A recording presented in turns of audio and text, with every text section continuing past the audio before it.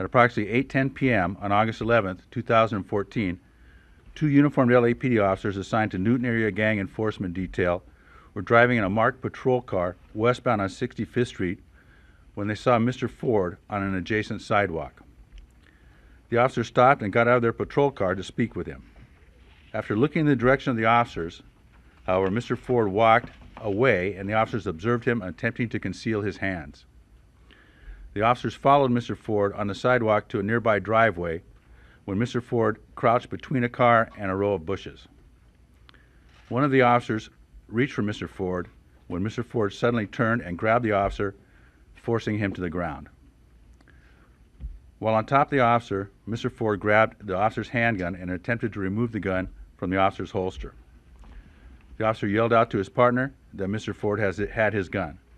The officer's partner then fired 2 rounds, striking Mr. Ford.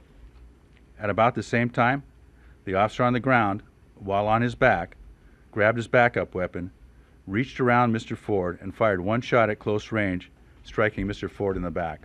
The coroner's autopsy identified that Mr. Ford's death was caused from a fatal gunshot wound to his right flank and a contact wound to his right back. The coroner also found evidence of a non-fatal gunshot wound to Mr. Ford's right arm. There is nothing in the coroner's report that is inconsistent with the statements given to us by the officers. We still are searching for witnesses. We still are looking for other versions of events. But at this point, and this is not a conclusion, this is based on the fact patterns given us by the officers, and then months later the fact pattern released by the coroner. There is nothing inconsistent in that report.